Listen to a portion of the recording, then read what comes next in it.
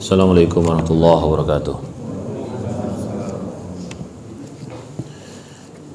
Alhamdulillahi rabbil alamin, wassalatu wassalamu ala asyrafil anbiya'i wal mursalin, nabiyyina Muhammadin wa ala alihi wa ashabihi ajma'in. Asyhadu an la ilaha illallah wahdahu la syarika lah, wa asyhadu anna Muhammadan abduhu wa rasuluh. يا أيها الذين آمنوا اتقوا الله حق تقاته ولا تموتن إلا وأنتم مسلمون. يا أيها الذين آمنوا اتقوا الله وقولوا قولا سديدا يصلح لكم أعمالكم ويغفر لكم ذنوبكم ومن يطع الله ورسوله فقد فاز فوزا عظيما. أما بعد, segala puji bagi Allah Subhanahu wa taala Rabbul Alamin yang telah memberikan kita nikmat hidayah dan juga berbagai macam kenikmatan dunia agar kita bisa menggunakannya untuk menyempurnakan ibadah kita kepada Allah Subhanahu wa taala, sebagaimana Nabi Muhammad sallallahu alaihi wasallam mengatakan, inna anzalnal mal liiqamis salati wa ita'iz zakah. Allah Subhanahu wa taala berfirman, sesungguhnya kami menurunkan harta ini agar mengerjakan salat dan menunaikan zakat. Jadi kenikmatan yang Allah Subhanahu wa taala berikan untuk kita adalah untuk menyempurnakan ibadah kita kepada Allah, bukan untuk mengganggu kita dalam beribadah kepada Allah Subhanahu wa taala. Dan salawat serta salam semoga senantiasa tercurahkan kepada Nabi kita Muhammad sallallahu alaihi wasallam yang telah memberikan petunjuk kepada umatnya bagaimana cara beribadah kepada Allah Subhanahu wa taala, bagaimana menjadi hamba yang dicintai oleh Allah Subhanahu wa taala. Maka kita bisa membaca sunnah-sunnah beliau dan juga sejarah beliau di dalam memperjuangkan syariat Allah Subhanahu wa taala.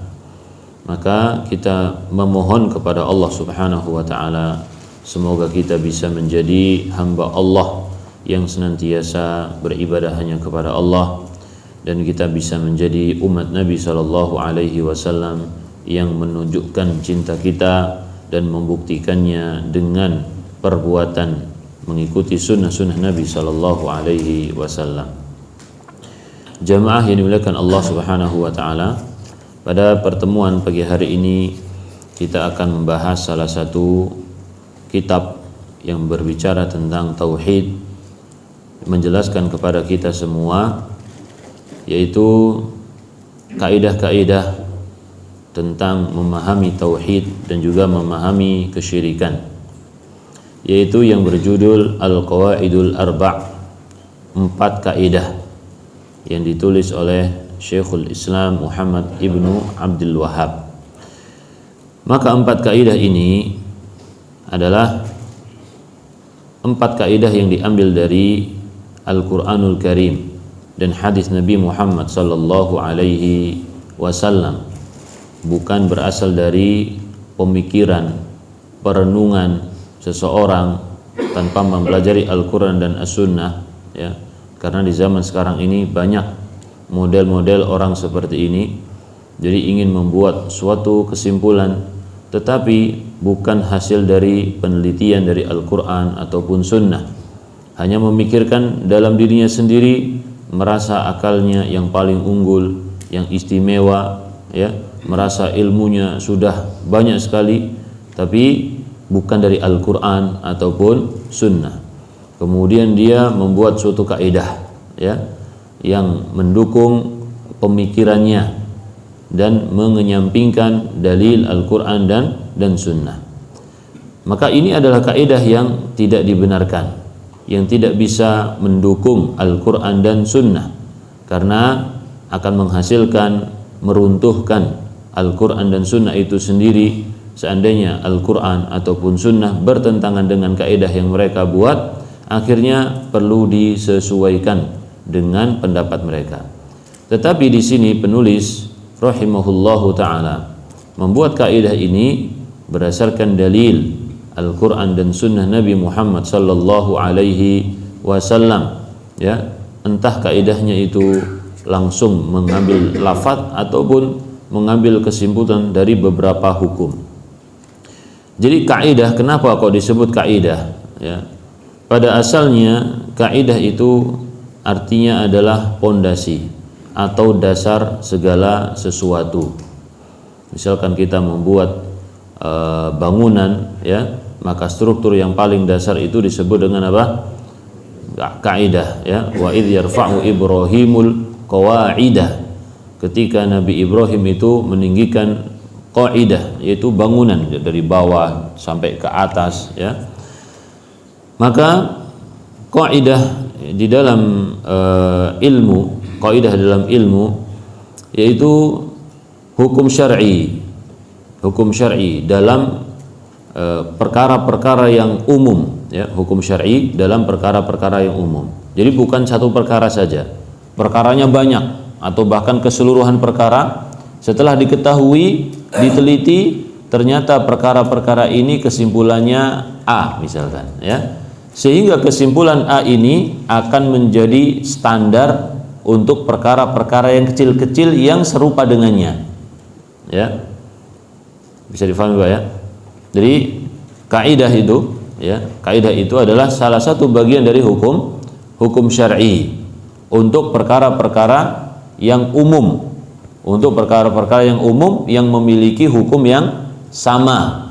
Kemudian diterapkan untuk apa? Diterapkan untuk bagian-bagian kecil yang mungkin muncul setelah kita mempelajari yang lainnya, ya. Maka kita terapkan kaidah tersebut untuk bagian-bagian yang kecil itu. Maka kandungan dari kaidah 4 ini apa?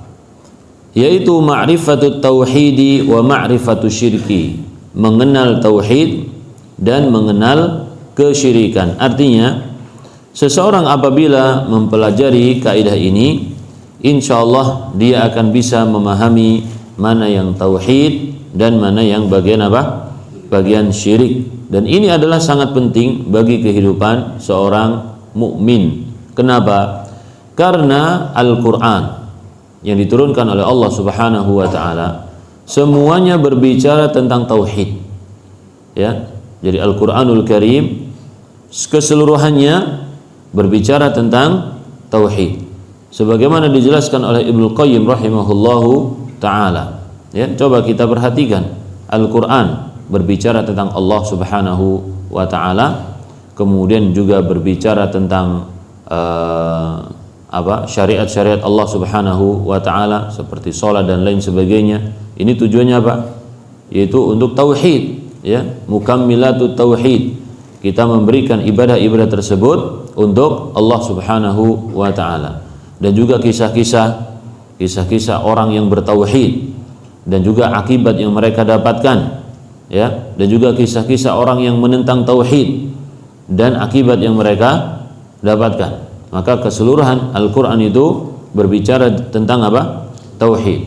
Oleh karena itu, ketika seseorang suka membaca Al-Quranul Karim tetapi tidak memahami tentang tauhid, maka ini adalah bagian dari talbisul iblis, ya, bagian dari kesesatan yang dibuat oleh iblis, ya, kesalahan seorang hamba. Bagaimana dia bisa membaca Al-Quran dengan suara yang melengking diulang-ulang, tetapi hukum dasar Al-Quran ini dia tidak mengetahuinya. Oleh karena itu jamaah melakukan Allah Subhanahu wa taala, ya. Sebagian ulama mengatakan yaitu pada zaman sekarang ini banyak orang yang menjadikan bacaan Al-Quran sebagai amalan, ya. Kalau dulu orang zaman dahulu amalan itulah yang seharusnya mereka kerjakan. Tapi zaman sekarang justru amalannya adalah baca Al-Quran, mentok kepada baca Al-Quran, gitu, ya. Jadi baca Al-Quran tujuannya apa? Tujuannya mencari barokah. Tujuannya apa? Ruqyah. Tujuannya apa? Mengusir jin misalkan. Tapi bukan untuk diamalkan. Ini adalah kekeliruan yang sangat besar. Padahal Allah Subhanahu wa taala telah menyatakan dari awal surat Al-Baqarah, ya, Alif Lam Mim, dzalikal kitabu la raiba fihi hudan lil muttaqin. Kitab ini tapi disebut oleh Allah dzalika, itu. Kenapa? Untuk pengagungan. Meskipun yang dimaksud adalah kitab ini, tapi Allah mengatakan dzalika. Ya, para ulama menjelaskan ini adalah untuk pengagungan. Dzalikal kitabu la raiba fihi, tidak ada keraguan di dalamnya. Masya Allah. Ya, jadi Allah Subhanahu wa taala menunjukkan kepada kaum muslimin bahwasanya Al-Qur'an itu betul-betul datang dari Allah, tidak ada keraguan. Kalau kita baca Al-Qur'an mantap. Ya, karena sudah dari awal dipatenkan oleh Allah, tidak ada keraguan di dalamnya. Dan saya kira pernyataan seperti ini tidak ada di dalam kitab-kitab yang lain. Ya. Maka kalau orang menulis suatu karya tulis, ada orang membuat satu karya tulis, berani nggak dia menyatakan kitab ini tidak ada keraguan di dalamnya? Artinya apa? Semua yang terkandung di dalamnya itu benar, ya. Saya kira nggak berani seorang pun membuat karya tulis kemudian menyatakan seperti itu. Kitab ini tidak ada keraguan di dalamnya. Karena biasanya orang kalau membuat karya tulis di belakangnya atau di muqaddimah dia akan menyebutkan, ya, kekurangan, mungkin ada kekurangan dan lain sebagainya dalam karya tulis ini, ya. Ini apa? Tawadhu. Tapi karena Al-Qur'an ini adalah firman Allah Subhanahu wa taala, ya, yang maha kibriya, ya, mutakabbir, yang maha sombong, yang maha agung, yang maha besar, maka menyatakan la raiba fihi, tidak ada keraguan di dalamnya. Oleh karena itu kaum muslimin mantap di dalam membaca dan mempelajari Al-Qur'an, mengambil hukum-hukum darinya, tidak ada yang perlu diragukan. Hudan lil muttaqin, sebagai petunjuk bagi orang-orang yang bertakwa. Ya, petunjuk ini apa? Ya, untuk diamalkan. Kalau nggak diamalkan ya buat apa? Antum bikin plang misalkan, ya, plang. Ini arah ke Surabaya, ini arah Jakarta. Tapi orang nggak mau ngikutin ke arah Surabaya, mau ke sono, ya, ke sono. Ini fungsinya apa kan itu? Nggak ada fungsinya. Baik. Jadi suatu petunjuk bahkan yang dibuat oleh manusia tujuannya adalah untuk diikuti. Orang bikin mobil, bikin buku apa? Buku petunjuk, manual books, ya, manual book, dia baca. Karena kalau nggak baca nanti ada sesuatu nggak bisa nangani. Ini fungsinya apa? Ini fungsinya apa? Dia nggak tahu. Butuh apa? Butuh buku petunjuk. Ya, orang ini mengoperasikan sesuatu nggak sesuai buku petunjuk, akhirnya apa? Akhirnya rusak. Dan dunia ini kalau kita tidak memakmurkannya dengan petunjuk Allah Subhanahu wa taala, dunia ini juga akan rusak. Sebagaimana Allah Subhanahu wa taala mengatakan, "Dhaharal fasadu fil barri wal bahri bima kasabat aydin nas." Ya. Telah nampak kerusakan di daratan maupun di lautan. Karena apa? Karena hasil ulah tangan manusia ini. Bima kasabat aydin nas liyudhiqahum ba'dalladzi amilu, yaitu agar Allah Subhanahu wa taala memberikan rasa kepada mereka atas apa yang mereka lakukan. La'allahum yarji'un, supaya mereka kembali kepada Allah Subhanahu wa taala. Jadi Bapak-bapak yang dimuliakan Allah Subhanahu wa taala, kita memahami, ya, bahwasanya Al-Qur'anul Karim untuk diamalkan, dan kita yakin, ya, bahwasanya Al-Qur'an ini adalah kitabullah yang benar-benar datangnya dari Allah Subhanahu wa taala, tidak ada keraguan di dalamnya. Kita mantap dalam mempelajarinya, mengambil hukum, ya, dari Al-Qur'anul Karim. Dan barang siapa yang meragukan Al-Qur'an, ini perlu dipertanyakan keimanannya. Barang siapa yang ingin mengoreksi Al-Qur'an menyesuaikan dengan akalnya, ini juga perlu dipertanyakan keimanannya. Baik. Di sini penulis menyebutkan yaitu pendahuluan, ya, Bismillahirrahmanirrahim, dengan menyebut nama Allah yang maha pengasih dan maha penyayang. Penulisan Bismillahirrahmanirrahim di dalam risalah, ya, ini biasanya disebut dengan risalah, bukan kitab ya, tapi risalah. Karena risalah itu adalah karya tulis yang membicarakan satu bagian saja, satu bagian kecil, disebut risalah. Tapi kalau berbicara tentang sekumpulan permasalahan disebut dengan kitab. Kalau ini termasuk risalah ya. Ini kecil sekali Pak, cuman beberapa halaman saja. Memulai dengan Bismillahirrahmanirrahim, mencontoh Al-Qur'anul Karim. Al-Qur'an, sebelum kita membaca isi dari suatu surat, maka pertama kali kita akan membaca Bismillahirrahmanirrahim, Alhamdulillahi Rabbil Alamin, Bismillahirrahmanirrahim, Alif Lam Mim, dan seterusnya. Dan ini juga mengikuti apa yang ditulis oleh Nabi Sulaiman ya. Innahu min Sulaiman wa innahu bismillahirrahmanirrahim. Ini adalah surat dari Sulaiman dan isinya adalah apa? Bismillahirrahmanirrahim. Dan juga ini mengikuti surat-surat yang ditulis oleh Nabi Muhammad sallallahu alaihi wasallam ya. Dan juga beliau ingin menulis dalam perjanjian Hudaybiyah menggunakan apa? Bismillahirrahmanirrahim. Sebagaimana surat yang dibacakan oleh Heraklius ya, untuk Heraklius, maka didahului dengan Bismillahirrahmanirrahim. Dan juga perjanjian Hudaybiyah, ketika beliau ingin menulis perjanjian Hudaybiyah bersama Suhail bin Amr, beliau memanggil Ali bin Abi Thalib, kemudian memerintahkan tulis Bismillahirrahmanirrahim ya. Maka Suhail tidak setuju dengan penulisan Bismillahirrahmanirrahim. Ar-Rahman ya. Adapun nama Ar-Rahman maka kita nggak tahu apa itu Rahman. Tulis saja Bismikallahumma ya. Akhirnya ditulis Bismika Allahumma. Nabi Muhammad ingin menulis apa? Bismillahirrahmanirrahim. Untuk apa menulis Bismillahirrahmanirrahim di awal? Yaitu untuk tabarruk bi asma'illah, mencari keberkahan dengan nama-nama Allah Subhanahu wa taala ya. Dan juga ini menunjukkan minta pertolongan kepada Allah Subhanahu wa taala. Ketika kita ingin melakukan sesuatu, misalkan ya, kita mau duduk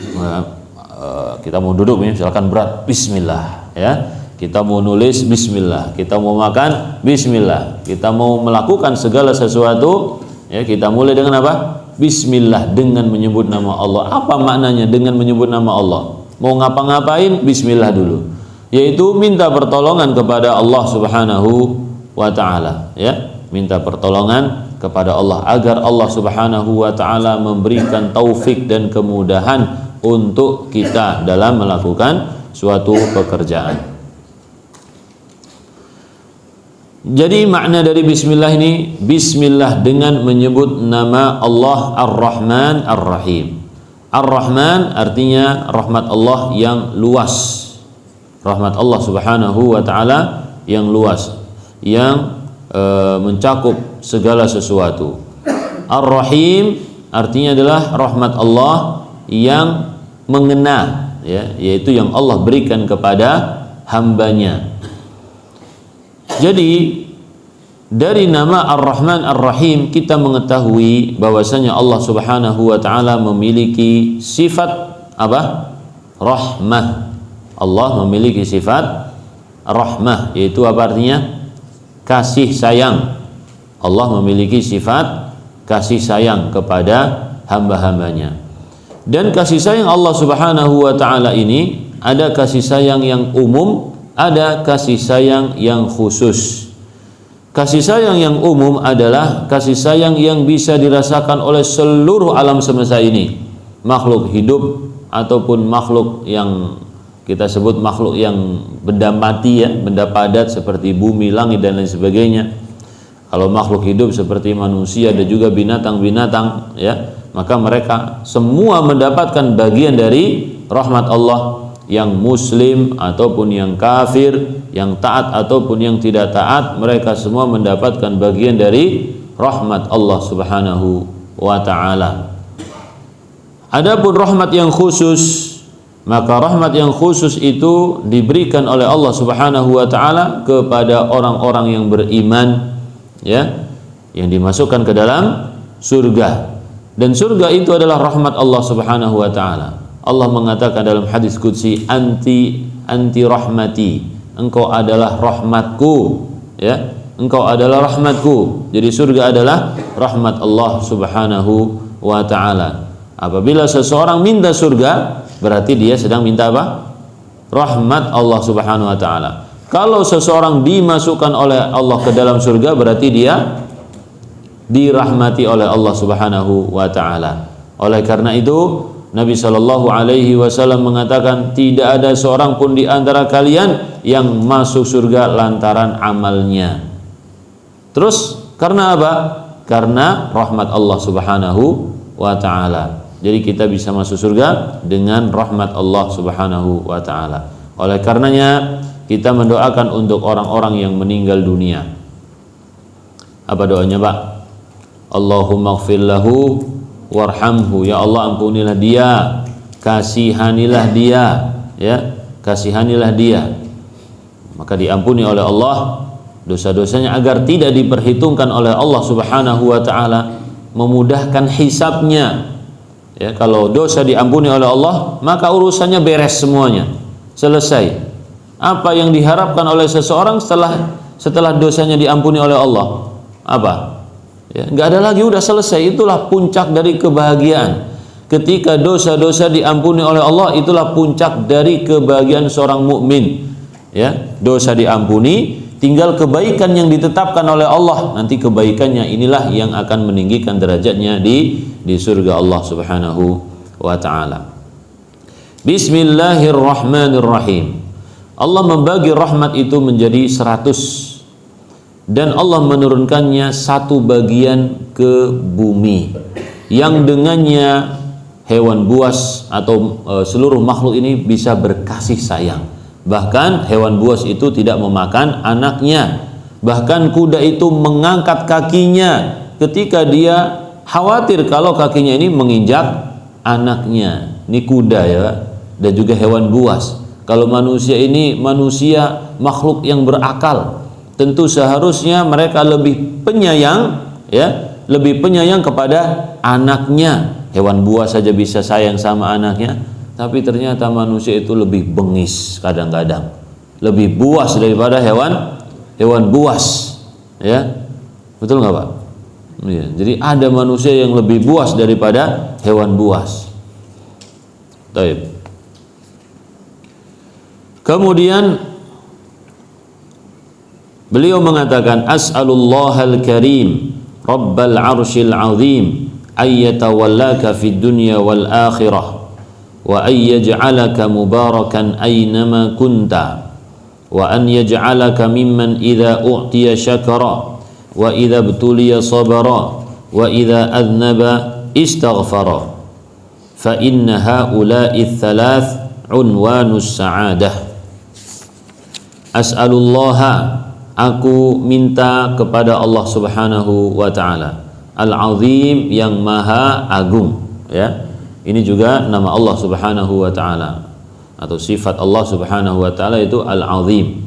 Allah maha agung. Tidak ada yang lebih agung daripada Allah Subhanahu wa ta'ala. Dan sesungguhnya nama Allah itu sendiri pun memiliki makna, ya. Nama Allah, Allah.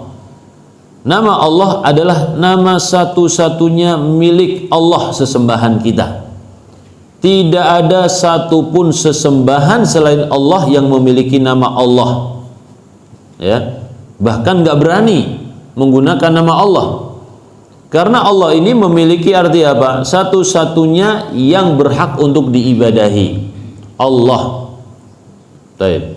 Yang diibadahi satu-satunya.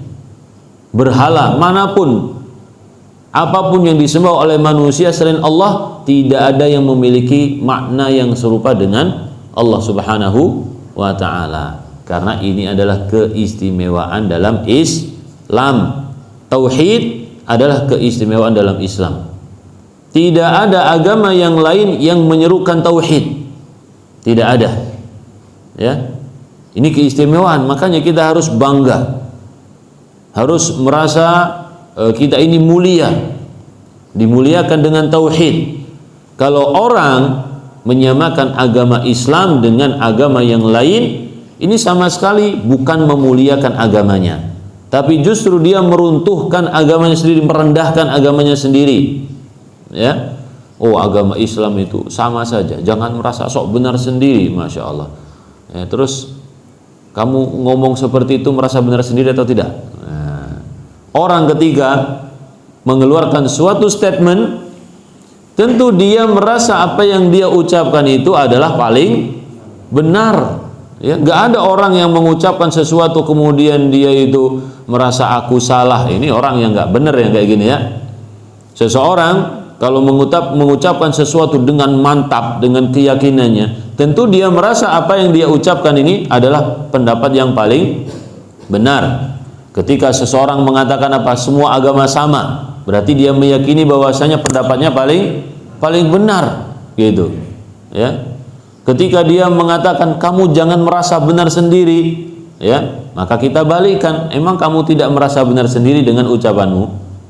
Baik.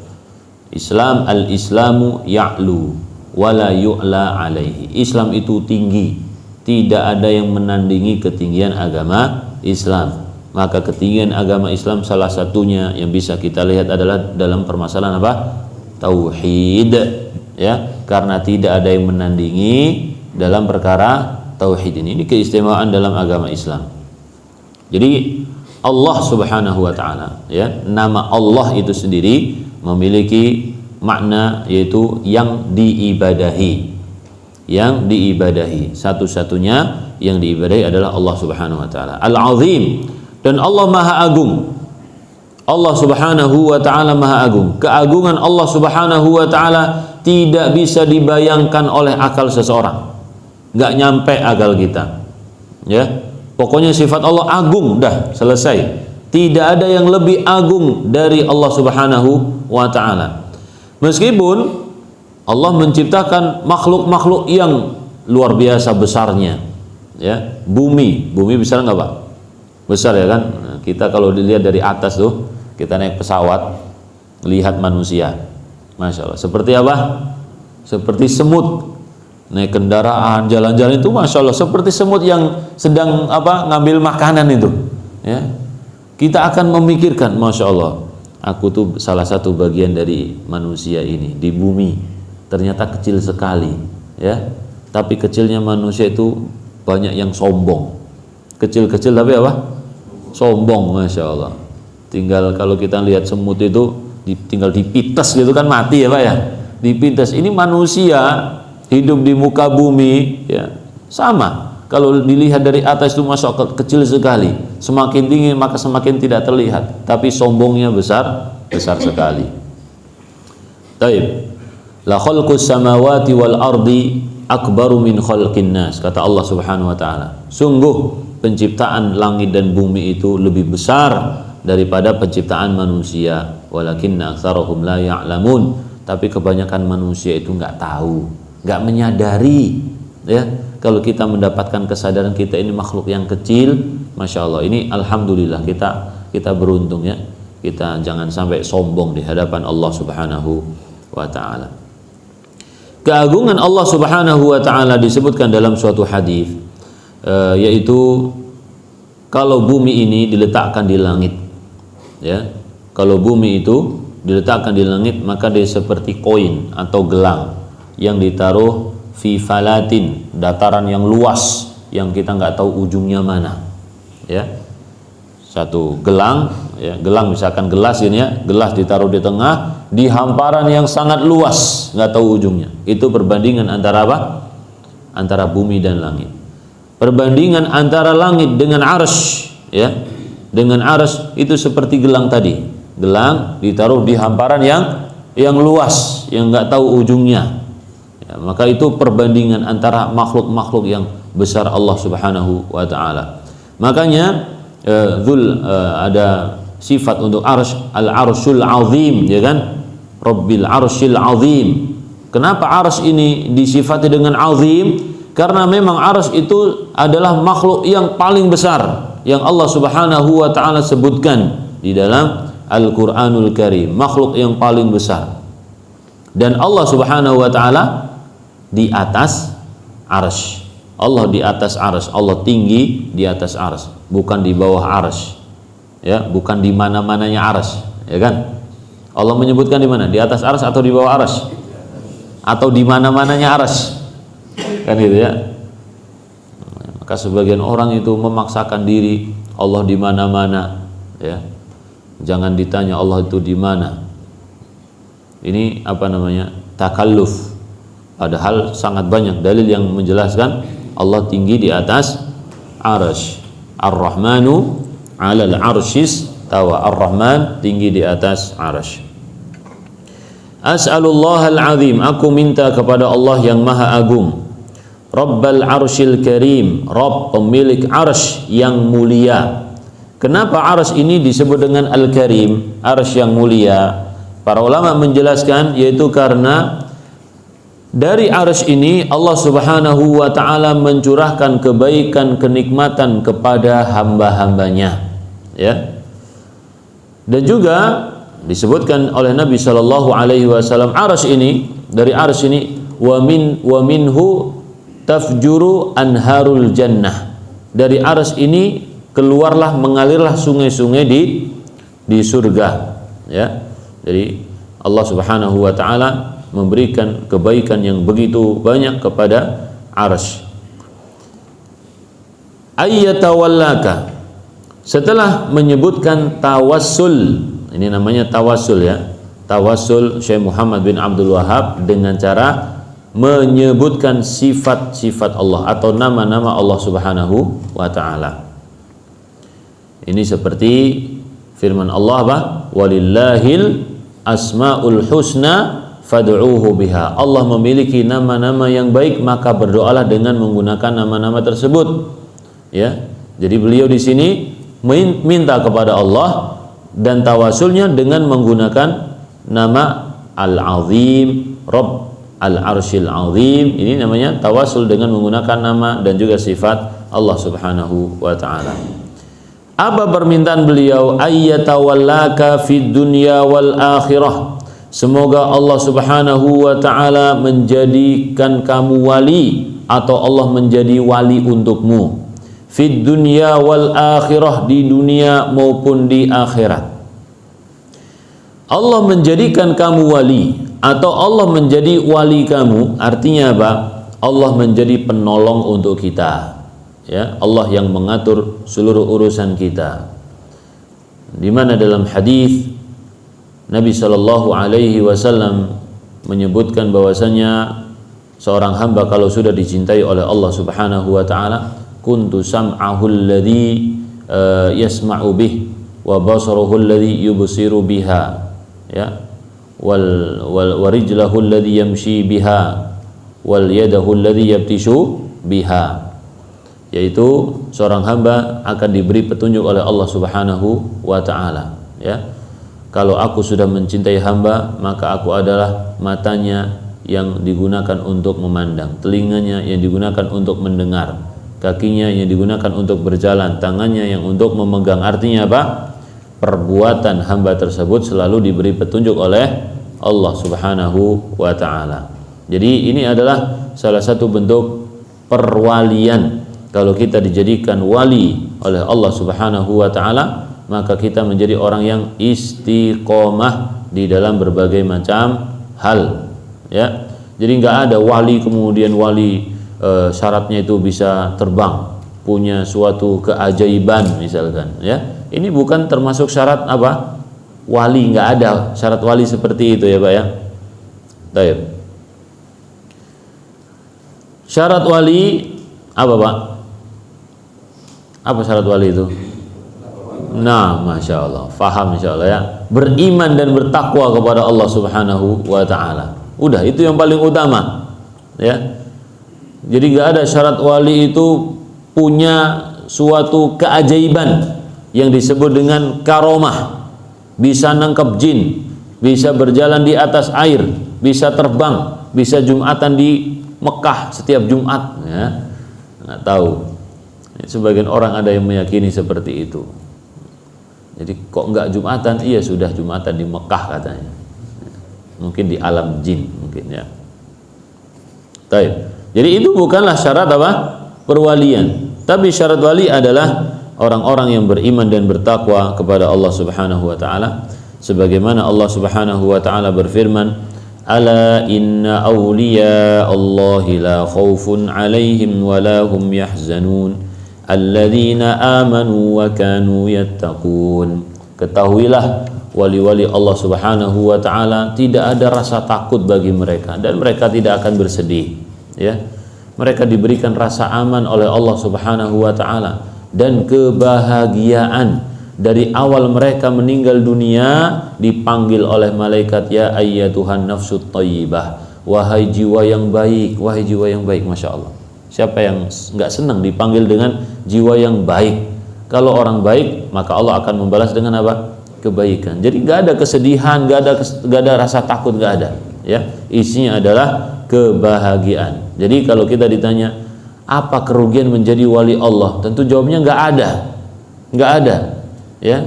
Wali Allah adalah sebuah keberuntungan yang Allah Subhanahu wa taala berikan kepada seluruh orang yang beriman dan bertakwa. Jadi wali ini tidak khusus pada angka-angka tertentu, pada kuburan-kuburan tertentu yang diagungkan, yang diziarahi, bahkan disembah-sembah, tidak, ya.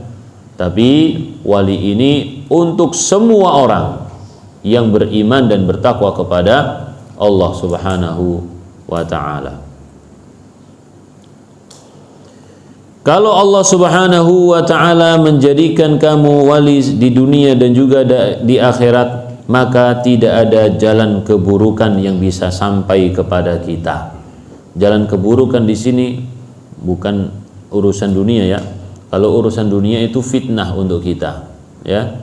Tapi jalan keburukan di sini yang bisa menggoyahkan apa? Yang menggoyahkan ibadah kita kepada Allah Subhanahu wa taala, yang menggoyahkan ketaatan kita kepada Allah Subhanahu wa taala. Dalam Al-Qur'an surat Al-Baqarah, Allah Subhanahu wa taala mengatakan, Allahu waliyul ladzina amanu yukhrijuhum minadh-dhulumati ilan nur. Allah adalah wali bagi orang-orang yang beriman. Yukhrijuhum minadh-dhulumati ilan nur. Allah mengeluarkan mereka dari kegelapan menuju cahaya. Walladzina kafaru awliya'uhumut taghut. Dan orang-orang yang kafir itu wali mereka adalah siapa? Taghut, ya. Taghut, segala sesuatu yang disembah selain Allah maka disebut dengan taghut. Jadi kalau kita menjadi wali Allah Subhanahu wa taala, kita akan diberikan cahaya hidayah. Kita akan berjalan di atas cahaya tersebut, ya, jauh dari kekufuran, kesyirikan, penyimpangan dan juga kemaksiatan, insyaallah taala. Dan dalam Al-Qur'an juga ada beberapa yang diperintahkan oleh Allah untuk kita jadikan wali, yaitu firman Allah Subhanahu wa taala, innama waliyukumullahu wa rasuluhu walladzina amanu alladzina yuqimuna as-salata wa yu'tuna az-zakata wa hum raki'un. Sesungguhnya wali kalian itu adalah Allah, Rasulullah, dan orang-orang yang beriman. Ini wali kita, ya, yang kita itu patut bermuala. Apa sih wala itu artinya? Pada asalnya artinya adalah cinta, ya, atau yang biasa kita artikan dengan loyalitas. Kita memberikan loyal kepada Allah, kepada Rasulullah, kepada orang-orang yang beriman. Maka loyal kita kepada Allah sebagai Rabb semesta alam, kita harus mentauhidkannya dalam beribadah, ya kan? Kita beribadah hanya kepada Allah Subhanahu wa taala dan tidak beribadah kepada selainnya. Wala kita kepada Nabi sallallahu alaihi wasallam, yaitu kita mempelajari sunnah-sunnah beliau, ya, dan juga mengamalkannya, mencintai beliau, bersalawat untuk beliau, dan mencintai orang-orang yang beliau cintai dari kalangan sahabat ataupun istri-istri Nabi sallallahu alaihi wasallam. Wala, loyalitas kepada orang-orang yang beriman, yaitu kita cinta kepada orang-orang yang beriman, menolong mereka, membantu mereka, mengurangi kesusahan mereka, memberi petunjuk mereka, mengingatkan ketika mereka keliru, mendidik anak-anak mereka, ya kan? Ini termasuk bagian dari apa? Wala, ya, loyalitas kepada orang-orang yang beriman. Adapun orang-orang kafir, maka Allah Subhanahu wa taala menyatakan bara'atum minallah wa rasulihi ilal ladzina ahadtum minal musyrikin. Allah telah berlepas diri dari orang-orang musyrikin, itu orang-orang kufar, ya. Dan kita dalam surat Al-Kafirun telah dijelaskan oleh Allah Subhanahu wa taala, qul ya ayyuhal kafirun la a'budu ma ta'budun wa la antum 'abiduna ma a'bud wa la ana 'abidu ma 'abadtum lakum dinukum waliyadin. La a'budu ma ta'budun wa la ana 'abidu ma 'abadtum wa la antum 'abiduna ma, kurang satu tadi, wa la antum 'abiduna ma a'bud wa la ana 'abidu ma 'abadtum wa la antum 'abiduna ma a'bud lakum dinukum waliyadin. Ini adalah ayat yang isinya adalah bara'ah, berlepas diri dari orang kafir, dari agama mereka, ya, dari syariat mereka, dan juga dari apa? Dari sesembahan mereka, ya. Berlepas diri dari orang kafir, kita nggak ikut-ikut perayaan-perayaan mereka yang mereka buat. Berlepas diri dari agama mereka, maka syariat yang menjadi kekhususan mereka itu jangan sampai diadopsi, kemudian di merger gitu ya, dijadikan satu dengan syariat Islam, ya, kemudian menumbuhkan ini syariat baru, kan gitu ya. Ada syariat yang mungkin diambil comot-comot dari beberapa agama, kemudian muncul ada suatu acara baru ini, ya, ini acara dijadikan acara Islam, maka ini perbuatan yang bid'ah, jelas-jelas apa? Bid'ah. Dan juga kita berlepas diri dari sesembahan mereka, ya, selain Allah Subhanahu wa ta'ala. Makanya sangat aneh sekali tadi kita bilang, kalau ada orang Islam yang mengatakan seluruh agama sama, ini aneh, ya. Meskipun dia punya gelar doktor, profesor, S2, S3 atau lebih dari S-nya berapa gitu ya, ini nggak berguna sama sekali, ya, nggak berguna. Jadi orang itu seharusnya semakin belajar semakin pinter, semakin unggul gitu ya, semakin mulia dengan Al-Quran dan Sunnah. Tapi sebagian orang itu justru semakin apa? Semakin merendahkan diri, ya. Ini adalah kekeliruan di dalam belajar. Jadi kita memerintahkan untuk belajar, tapi belajar juga nggak boleh keliru gitu. Karena kalau keliru belajar ini fatal, Pak, ya. Keliru belajar fatal. Maka alhamdulillah kalau antum misalkan mencari guru, mencari khotib atau juga penceramah, ya kan, ini tidak hanya sekedar mengandalkan titelnya yang tinggi, tapi dilihat bagaimana keilmuan dan juga pemikiran orang tersebut, ya. Karena kita tidak ingin terpengaruh dengan kesesatan yang dibawa oleh seseorang. Zaman dahulu kesesatan itu sudah ada banyak sekali. Orang ahli ibadah, ahli sholat, ahli baca Quran, tapi ternyata pemikirannya banyak yang nyeleneh, itu sudah ada, ya. Disebutkan oleh orang yang datang dari Basrah kepada Abdullah ibnu Umar, ya, sesungguhnya di Basrah itu ada orang-orang yang mempelajari Al-Quran dan hadis Nabi Shallallahu Alaihi Wasallam, tapi mereka mengatakan tidak ada takdir. Coba belajar Al-Quran, belajar hadis, tapi bisa-bisanya mengatakan apa? Tidak ada takdir, la qadar wal amru unuf. tidak ada takdir dan perkara berjalan begitu saja. Allah tidak mengetahui apa yang akan terjadi pada hambanya. Jadi menganggap Allah tidak tahu gitu. Ini padahal mereka apa? Belajar Al-Quran, belajar hadis gitu. Ya. Jadi penting sekali kembali kepada para sahabat radhiyallahu anhum. Ayyatawallaka. Jadi kalau Allah Subhanahu wa taala menjadi wali untuk kita, Allah akan mengeluarkan kita dari kegelapan, kesyirikan menuju cahaya keimanan, cahaya ilmu yang bermanfaat dan amal soleh. Dzalika bi anna Allaha maulal ladzina amanu wa annal kafirina la maula lahum. Demikian itu karena Allah adalah wali untuk orang-orang yang beriman dan orang-orang kafir tidak punya wali, nggak punya wali. Wali mereka adalah tagut. Ustaz, bagaimana kalau Allah itu wali kita? Kenapa kita itu diuji? Kenapa kita itu sakit? Ya, kenapa kita menderita? Kenapa kita miskin? Kenapa kita kurang ini, kurang itu dan lain sebagainya? Kenapa, Pak? Hah? Katanya wali.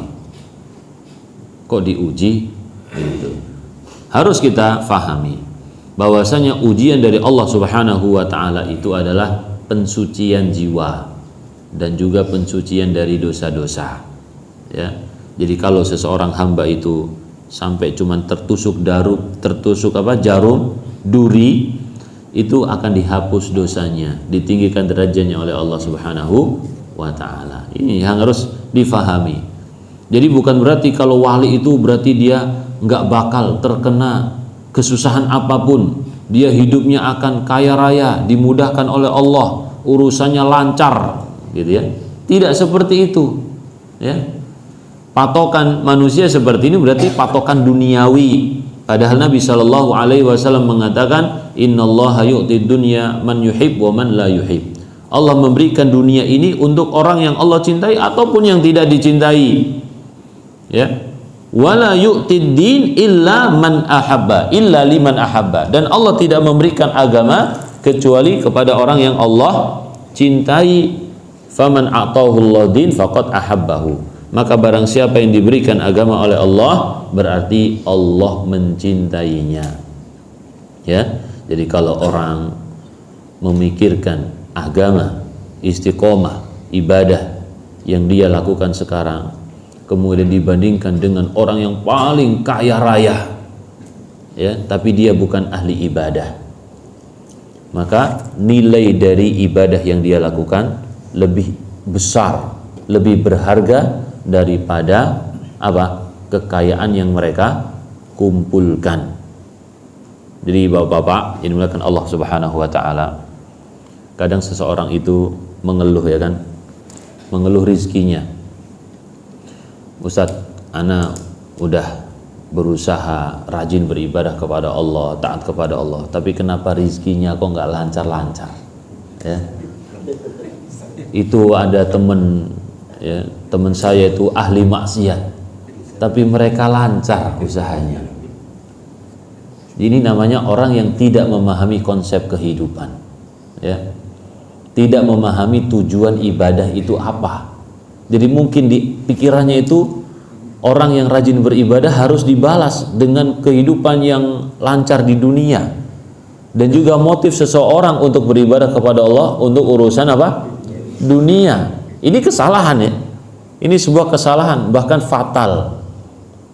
Karena apa? Kalau orang ibadah kemudian hanya memikirkan urusan dunia, maka bisa masuk dalam firman Allah Subhanahu wa taala, man kana yuridul hayatad dunya wa zinataha nuwaffi ilaihim a'malahum fiha wa hum fiha la yubkhasun. Barang siapa yang menginginkan kehidupan dunia dan juga pernak-pernik dunia, maka kami akan sempurnakan kenikmatan itu.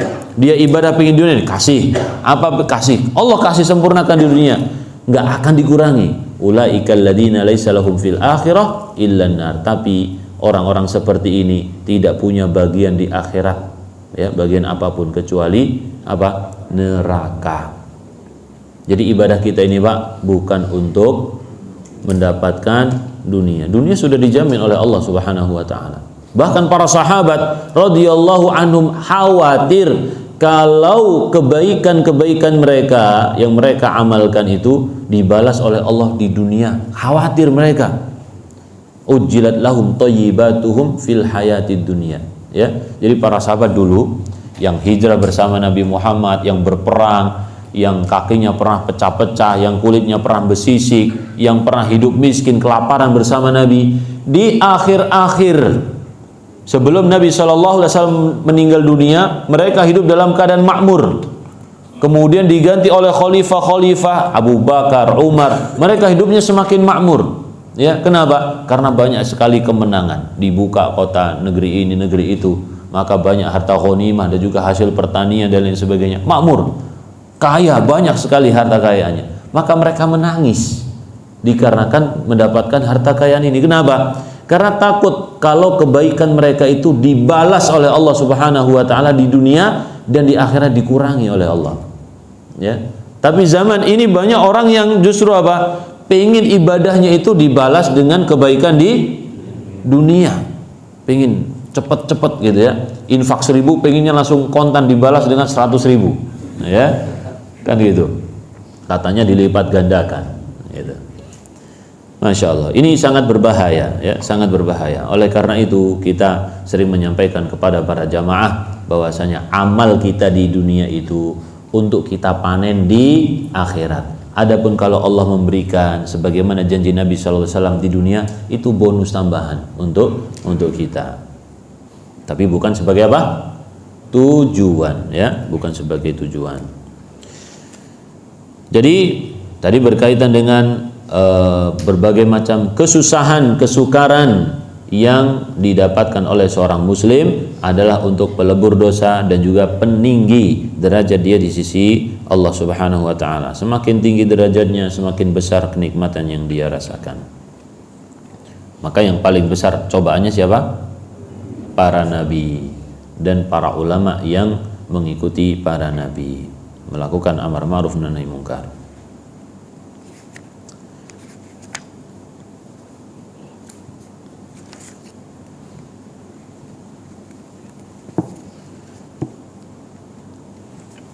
Kemudian wa ayyaj'alaka mubarakan aynama kunta. Ini sebenarnya kalau dibahas ya tawallaka sebenarnya panjang sekali ya. Ini saya pakai syarah Syekh Shalih Fauzan bin Abdullah Al-Fauzan ya. Kemarin yang kita infokan ke jamaah itu syarah Syekh Sa'ad Asy-Syadzili kalau nggak salah. Terjemahnya, tapi nggak ada bukunya Pak. Hah? Ada, itu syarah Pak. Saya Shalih Fauzan ya, karena yang umum ini ya. Kalau Syekh Sasri ini termasuk baru ya, termasuk baru.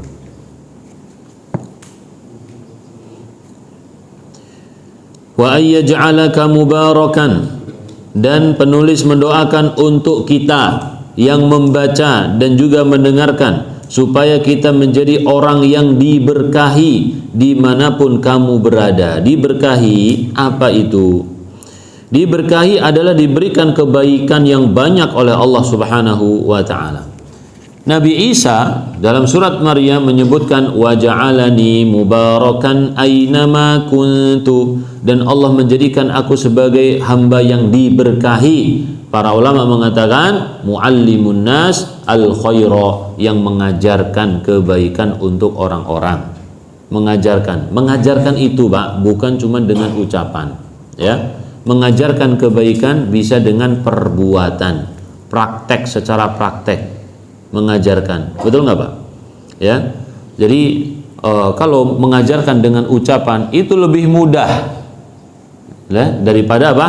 Mengajarkan dengan praktek. Teori itu mudah daripada praktek. Tinggal ngomong bersihin ini, ya itu dicangkul ini. Tapi yang ngerjain yang apa? Yang susah, ya, ngerjain yang lebih berat. Maka ketika orang tahu teori kemudian dia mengamalkannya, membersihkannya, mempraktekkan teori yang dia miliki, itu lebih baik. Maka Nabi Isa Allah Subhanahu wa taala jadikan sebagai makhluk yang diberkahi oleh Allah Subhanahu wa taala. Jadi kalau kita dijadikan oleh Allah Subhanahu wa taala sebagai hamba yang diberkahi oleh Allah, berarti kita ini adalah orang yang mengamalkan ilmu, orang yang berilmu dan juga mengamalkan ilmunya. Kalau kita tahu bahwasanya kita diperintahkan untuk berbakti kepada orang tua, kita berbakti kepada orang tua. Kita diperintahkan untuk tersenyum kepada saudara sama muslim, maka kita pun tersenyum. Kalau kita diperintahkan tidak boleh berkata kotor, tidak boleh membentak-bentak, tidak boleh menyakiti, maka kita pun tidak menyakiti. Man salimal muslimuna bawa'iqahu. Orang muslim adalah orang yang orang lain itu selamat dari perbuatannya, dari ucapannya. Baik. Itu tadi wa ayyaj'alaka mubarakan. Apabila Allah menjadikan kamu sebagai orang yang diberkahi dimanapun kamu berada, ini adalah tujuan yang paling tinggi. Allah memberikan barokah dalam umurmu. Jadi usia kita yang pendek tetapi bisa menghasilkan keutamaan yang tinggi. Kalau kita melihat para sahabat radhiyallahu anhum, contohnya adalah Sa'ad bin Mu'adz. Kenal Pak ya? Pernah dengar ya? Sa'ad bin Mu'adz. Suku Aus, nah, tokoh Aus, Sa'ad bin Mu'adz. Beliau ini hidupnya cuma 6 tahun dalam Islam. Ya, masuk Islam sebelum Nabi Shallallahu alaihi wasallam hijrah. Sampai kemudian meninggal dunia setelah perang Khandaq. Ya. Jadi cuma 6 tahun hidupnya. 6 tahun itu sebentar atau lama? Kita udah berapa tahun nih Islam nih? Masya Allah, udah puluhan tahun. Ya. Ini Sa'ad bin Mu'adz 6 tahun. Apa keistimewaan Sa'ad? Dan Nabi Shallallahu alaihi wasallam menyebutkan ihtazza arsyur rahman li mauti Sa'ad. Masya Allah.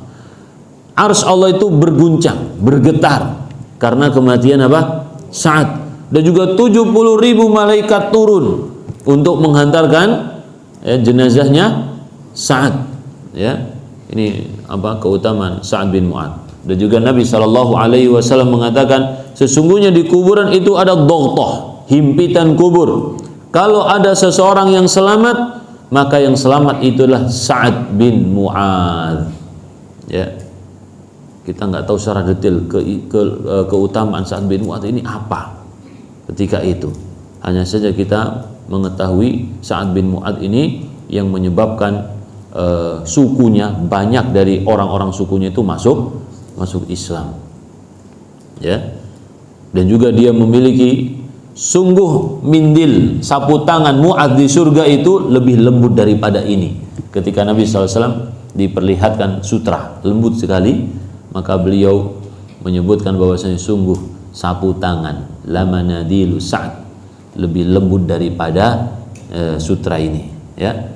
Jadi surga itu Masya Allah ya, surga itu luar biasa sekali. Jadi kita berusaha umur kita ini dijadikan barokah, keberkahan, menambah kebaikan. Khairun nas man tola umruhu wa hasuna amaluhu. Sebaik-baik manusia adalah umurnya yang panjang dan juga amalnya yang baik. Jangan semakin panjang semakin buruk ya. Naudzubillah. Jadi semoga Allah Subhanahu wa taala memberikan barokah kepada umur kita dan juga menjadikan barokah kepada rizki kita. Apa rizki yang barokah itu? Kita punya rizki dan rizkinya untuk beribadah kepada Allah.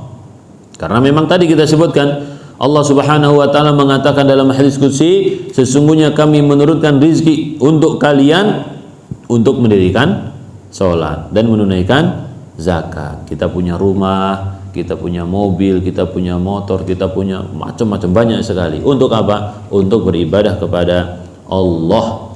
Tapi banyak orang justru apa? Lupa. Semakin kaya semakin lupa dia. Nah, ini keluar dari tujuan Allah memberikan rizki. Ya, kalau kita memahami akan hal ini, maka kita menjadi orang yang beruntung insyaallah taala. Dan juga Allah memberikan barokah kepada ilmu. Barokah ilmu. Ilmunya menjadi ilmu yang bermanfaat. Apa maksudnya ilmu bermanfaat? ada ilmu yang tidak bermanfaat. Ilmu yang tidak bermanfaat itu berarti tidak berguna untuk pemiliknya ketika dia membutuhkan. Ya. Ilmu yang bermanfaat, misalkan ketika kita makan, kita punya ilmu nggak tentang makan ini? Punya. Kita makan baca bismillah pakai tangan kanan, ya. Kemudian setelah makan kita baca alhamdulillah. Ilmu yang tidak bermanfaat berarti apa? Tidak dipraktekkan, nggak berguna. Ketika kita menghadapi sesuatu, ilmunya nggak keluar istilahnya, ya. Ilmunya nggak keluar. Ya, kalau orang pendekar itu jurusnya nggak keluar gitu, ya. Harusnya makan pakai tangan kanan, makan pakai tangan kanan dan kiri misalkan. Harusnya baca bismillah, lupa nggak baca bismillah. Selesai makan pun langsung ngacir saja, nggak baca alhamdulillah. Taib. Jadi ini salah satu bagian dari apa? Ilmu yang tidak bermanfaat, ya. Wa yaj'ala al-barakata fi amalika, dan juga amal kita diberkahi oleh Allah Subhanahu wa taala, dimudahkan oleh Allah sesuai dengan sunnah Rasulullah sallallahu alaihi wasallam. Dan juga Allah menjadikan keberkahan dalam anak keturunanmu, anak-anak kita diberkahi oleh Allah menjadi penyejuk mata kita, seperti firman Allah, hablana min azwajina wa dzurriyyatina qurrata a'yun. Ya Allah, berilah untuk kami pasangan-pasangan dan juga anak keturunan yang bisa menjadi qurrata a'yun, ya. Qurrata a'yun waj'alna lil muttaqina imama, yang mendoakan kita ampunan kepada Allah hidup ataupun mati kita. Ainama kunta tusahibka al-barakah, dimanapun kamu berada maka kamu senantiasa disertai keberkahan, kemanapun arahmu, dimanapun kamu berada, kapanpun kamu, ya. Wa hadza khairun azim, dan ini adalah kebaikan yang besar dan karunia dari Allah Subhanahu wa taala.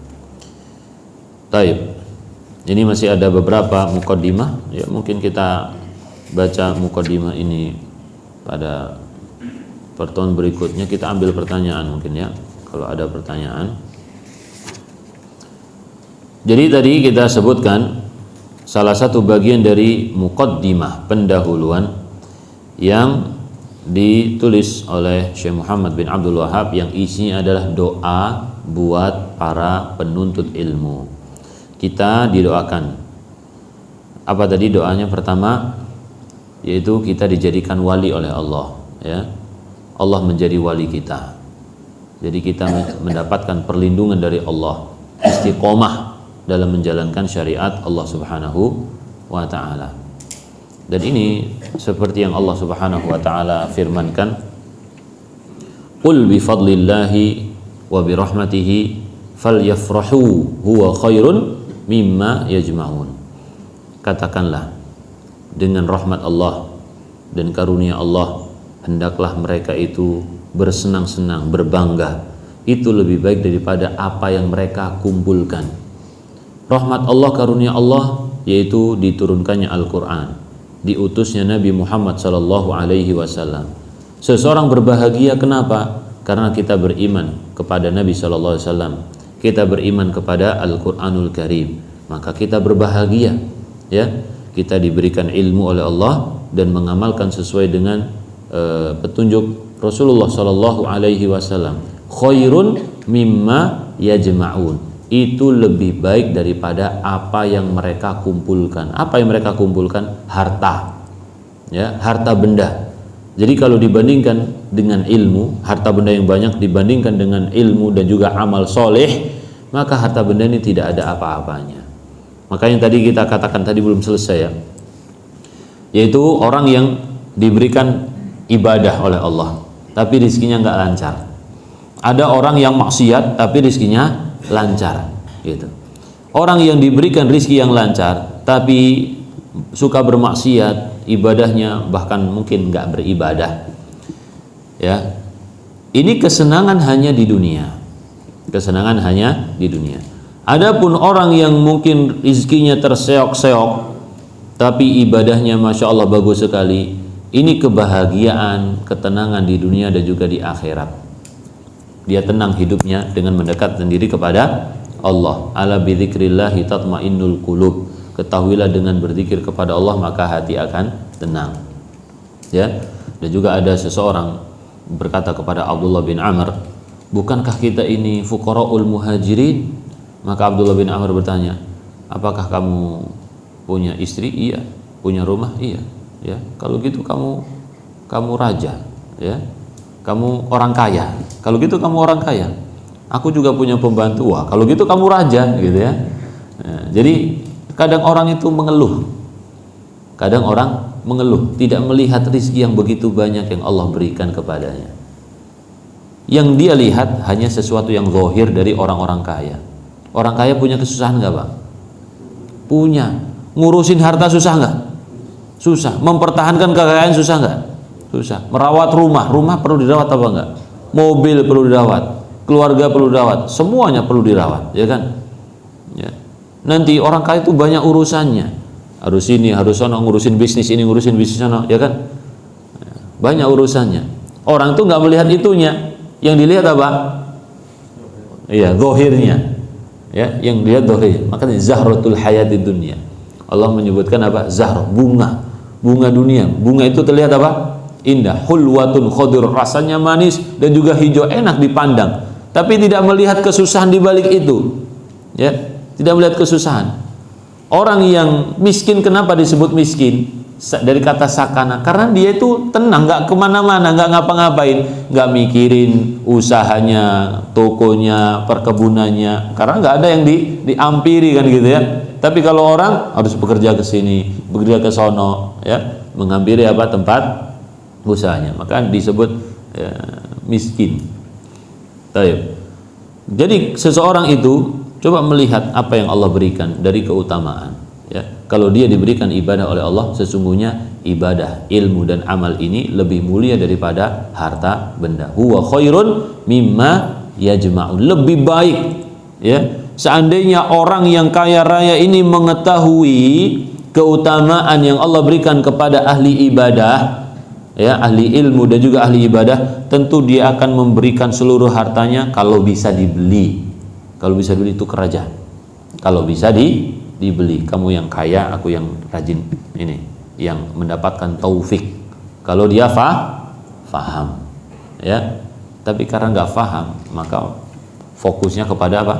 Harta benda. Ya, semoga Allah Subhanahu wa taala memberikan kita taufik untuk senantiasa berilmu dan beribadah hanya kepada Allah Subhanahu wa taala, dan bisa menggunakan harta benda yang Allah berikan ini, kesehatan juga, untuk menyempurnakan ibadah kepada Allah Subhanahu wa taala. Ada pertanyaan, silakan Pak.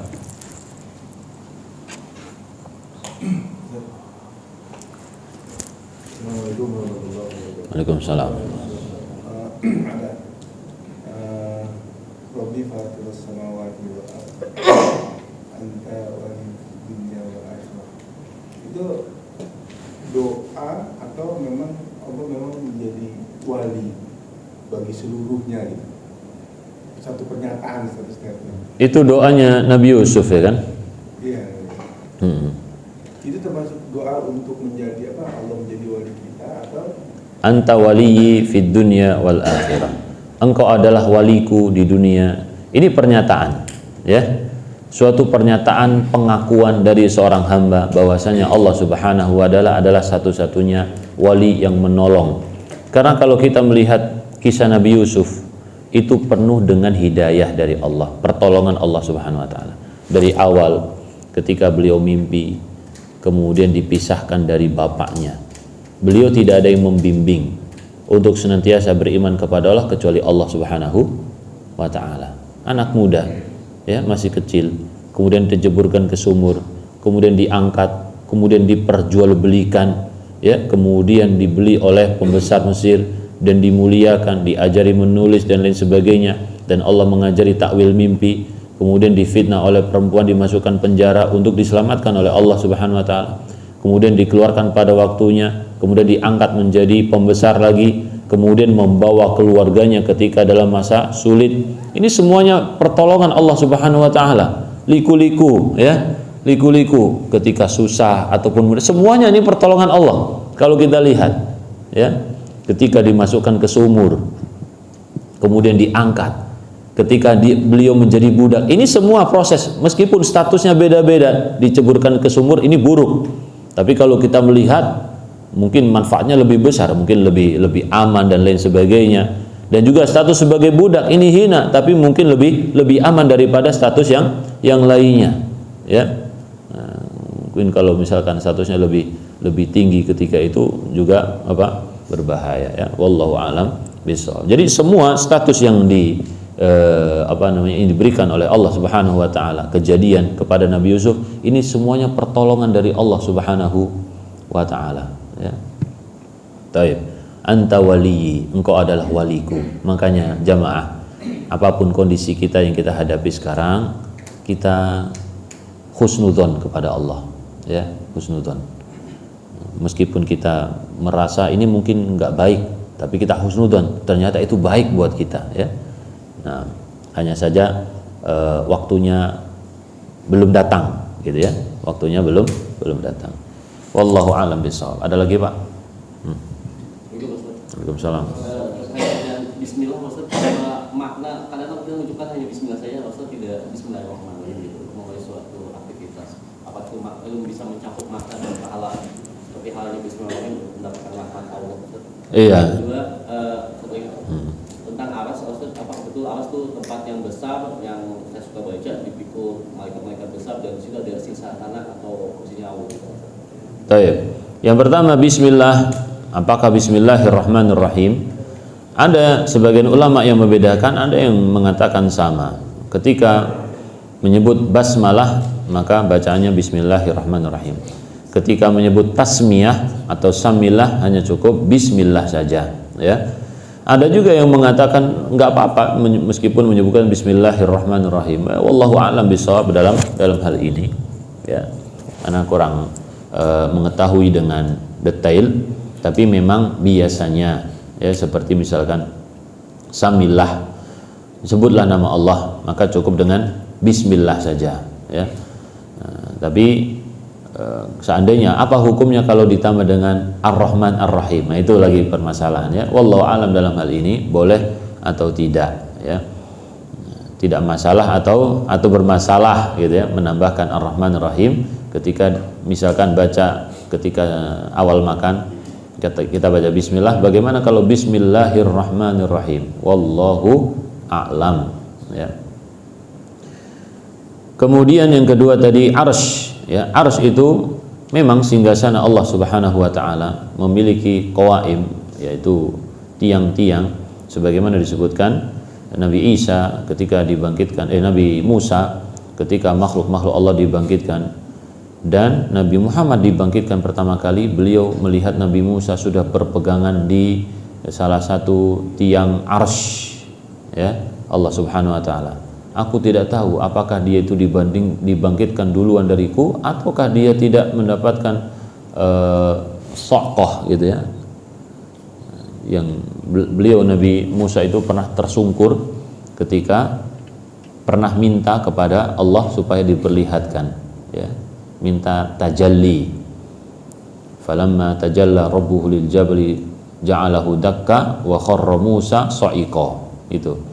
Jadi apakah Nabi Musa itu tidak terkena so'qoh itu, ataukah beliau dibangkitkan oleh Allah sebelum Nabi Muhammad? Tapi kalau nas menyebutkan Nabi Muhammad duluan, ya, dibangkitkan oleh Allah Subhanahu wa taala.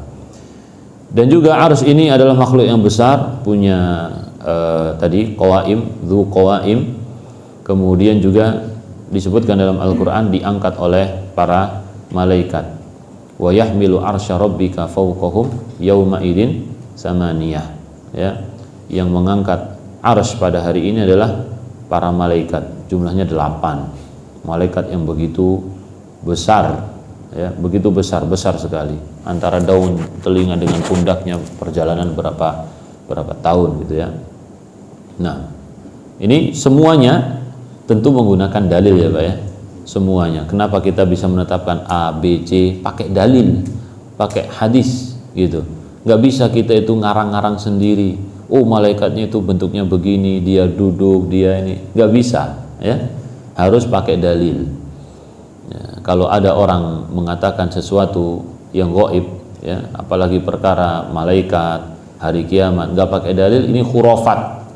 Ini pembohong dia, Ya, nggak usah dipercaya. Kalau ada orang yang mengatakan seperti itu dan dia tahu ini nggak ada dalilnya, tapi masih dipertahankan, jangan ambil ilmu darinya. Ya, tapi kalau dia merasa ini salah, kayaknya nggak ada dalilnya, nah ini berarti dia tidak sengaja, gitu. Baik, ini banyak sekali menyebar di YouTube itu ya. Orang bercerita apa, ternyata Masya Allah ini kedustaan yang nyata ya, banyak sekali di zaman sekarang. Apalagi yang menyatakan sebagian orang yang menyatakan dirinya keturunan Nabi Muhammad, tapi ternyata ceritanya isinya hurufat, Masya Allah. Baik, ada lagi Pak? Cukup insya Allah. Insya Allah kita lanjutkan pada pertemuan berikutnya, masih dalam muqaddimah ya, dan doa dari penulis. Semoga Allah Subhanahu wa taala memberikan petunjuk kepada kita semua, taufik dan juga ilmu yang bermanfaat. Rabbana atina fid dunya hasanah wa fil akhirati hasanah wa qina adzabannar. Subhanakallahumma wa bihamdika asyhadu an la ilaha illa anta astaghfiruka wa atubu ilaik. Assalamualaikum warahmatullahi wabarakatuh.